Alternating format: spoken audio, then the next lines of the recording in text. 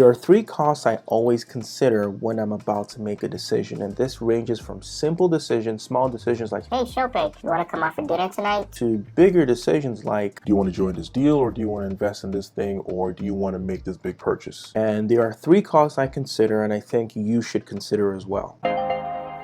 Shope, I be shope honest.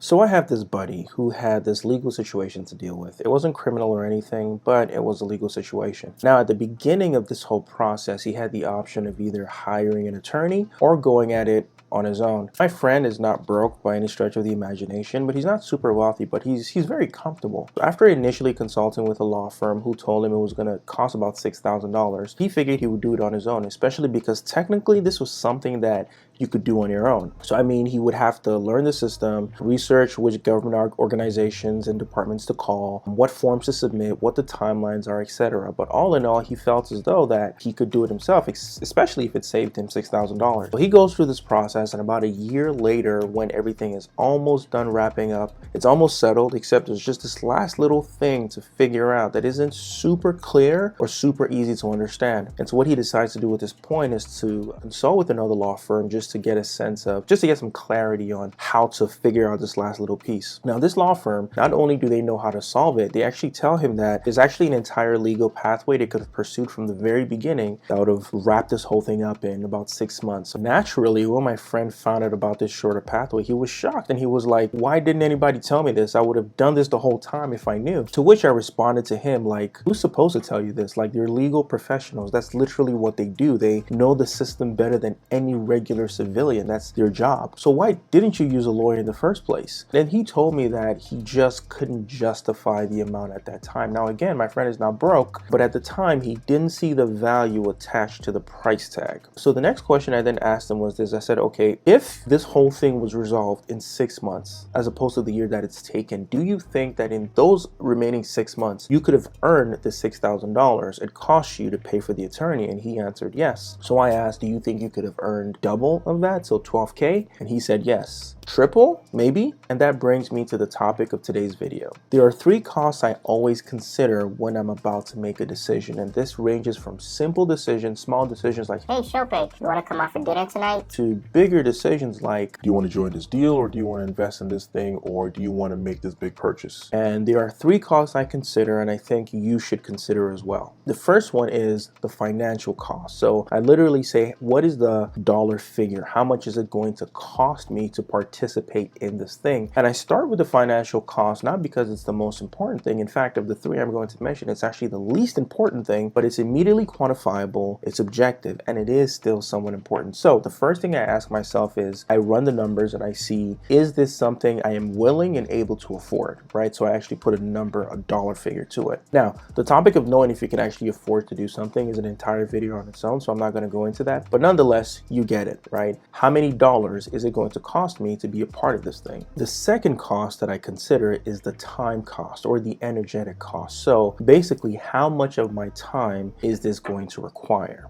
Right? And this is in fact the more important thing to consider, because money you can always make back, but time is a finite thing. You can't make it back. And this reality of the fleetingness of time becomes all the more apparent when you take on more responsibility. So maybe you're in high school or you're in college watching this right now, and all you have is time. So maybe this doesn't necessarily resonate with you as much as you think, but something interesting happens once you enter the real world and you begin to realize just how many people want a piece of your 24 hours, the same 24 hours that we all have access to. And so I ask myself, like, will this thing require my physical time, attention, and presence? And if so, how much of it? Now, it's important to note that at this point, when I'm trying to make a decision, I am not necessarily advocating for or against something. Do this or don't do that. At this point, I'm just doing a basic assessment, doing a cost analysis to actually get a real sense of what is in front of me, what the options are, right? And so the first cost is the money cost. The second cost is the time cost. Now, the third cost to consider is a sneaky one, okay? And many don't think about it because even though it stands on its own, it actually kind of flows from the other two, the financial cost and the time cost. And that is the opportunity cost, right? And it's harder to see than the other two, but it's there, okay? The opportunity cost asks this question. It says, with the money and time I am investing or spending doing this thing, will that prevent me from being able to take advantage of other opportunities that may present themselves? lifestyles, right? So it arises out of the interplay between the time and the money cost. And so a simple in general equation you can kind of use to, I guess, quantify this is money cost plus time cost equals opportunity cost. Because while I'm doing this thing over here with my time and my money, I can't also be doing that other thing over there unless I can send my money to do that thing on my behalf, assuming I still have money to send over. You get what I'm saying? And so take my friend, for example. By virtue of the fact that he had this legal situation that he was tied up in, that automatically excluded him from other potentially lucrative opportunities, right? Longer that legal situation dragged, the longer those doors remained closed to him. So he did save a bunch of money, but it also consumed a bunch of his time, which is why I asked him, if you could resolve this thing in 6 months as opposed to a year, do you think you could have made as much, if not more, than the amount it cost you? So you see, there is an opportunity cost to everything. When you choose, for example, to binge another video on socials or on Netflix, that is time not being spent on your great idea, right? Or time not being spent resting and recuperating for the next day. When you choose to invest in another get-rich-quick scheme, and I've been guilty of this, that's money not spent in developing your own strength, developing your own competencies. So when you say yes to another night out, right, that is money not being spent on you, your business, your idea. Not to mention that's time lost, not only while doing the thing, but also in the amount of time it's going to take you to make that money back. You get what I'm saying? I'm not saying you should never do these things, okay? Don't get me wrong. I'm just saying recognize that there's an opportunity cost to those decisions as well. For the purpose of this video, I recognize that I'm only focusing on the cost side of the equation, right? I'm not looking at the reward side. After all, whenever we do anything, whenever we make any decision, we are looking to get something out of it. We're looking for some sort of an ROI, some sort of a return on our investment, right? So for the night out with friends, the reward is fun, right? It's relaxation, it's de-stressing, right? And those can in fact be good things, right? When done properly, those rewards can actually justify the time and the money cost, and can be done in such a way as to mitigate or minimize any potentially negative opportunity costs, right? So I'm aware of the fact that I'm not focusing on the reward side of the equation. I'm only focusing on the cost side of the equation when we're trying to make decisions. Now, a night out on the town is just a simple example that's probably not going to have a massive opportunity cost levied against you, unless of course you're out getting plastered every weekend or just overspending, which if that's the case, you should definitely stop doing that. But this simple money, time, opportunity cost framework can be applied to a number of scenarios, from small decisions to bigger decisions. But you can apply this time, money, opportunity cost framework to any decision, even bigger ones. Do I join this deal? Do I start this business? Do I make this big purchase or this big investments? You get what I'm saying? Now, if the opportunity cost is a function of both the time and the money cost, then I think a natural question that flows from that is, which of these two do I prioritize? I've said it earlier in this video, but for me personally, as an overarching principle, while I do favor money management and conservative spending, I tend to lean towards more valuing my time over my money, right? And for my Christian viewers, here are two scriptures that kind of speak to this importance of time, okay? So Psalm 90 verse 12 says, "Teach us to number our days that we may gain a heart of wisdom." And Ephesians chapter 5 verse 15 to 17 says, "Look carefully then how you walk, not as unwise but as wise, making the best use of the time, because the days are evil. Therefore do not be foolish, but understand what the will of the Lord is." So often for me, I will spend more money if it buys me back some time. Now, anyone who knows me personally knows that I can be frugal at times, and I don't just tend to spend my money indiscriminately. But here's the thing, right? I'm only frugal when it comes to like expenses, right? And by that I mean like one-time purchases, or these are things that once purchased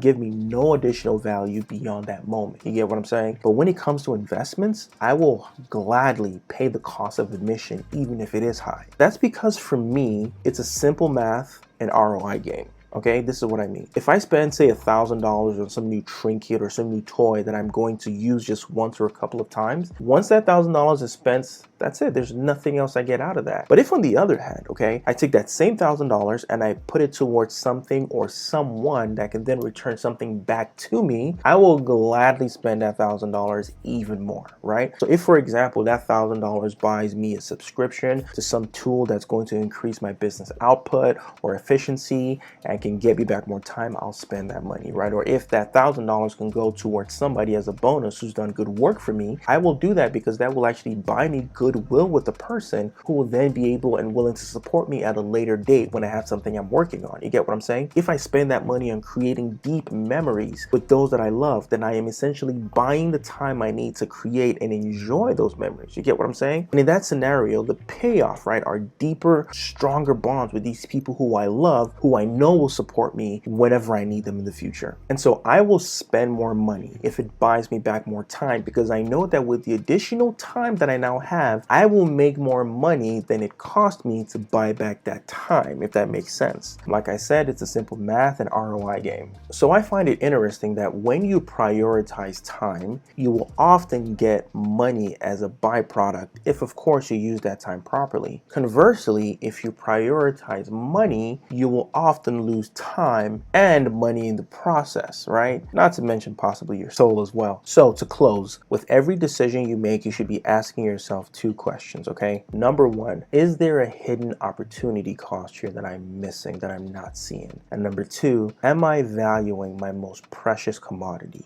my time? I know that my friend will certainly be asking himself this question moving forward. I hope you found this helpful. If you did, be sure to like, comment, and share this with a friend. Don't forget to subscribe and hit the bell notification. You can also join my Artist CEO newsletter. This is a weekly newsletter that I send out with resources, tools, articles, books, etc. that I'm finding helpful in my journey as a man, as an artist, and as an entrepreneur. And finally, you can also join the Culture Rich Road mailing list, which is the brand that I own, for early access to special drops, releases, as well as a bunch of other exclusive perks. Thanks so much for watching. My name is Shope. Please check out this playlist for some great music and this playlist for some additional great insights. I'll see you next time. Peace. I'll admit it. Yeah, I get it. You be holding me down for a minute.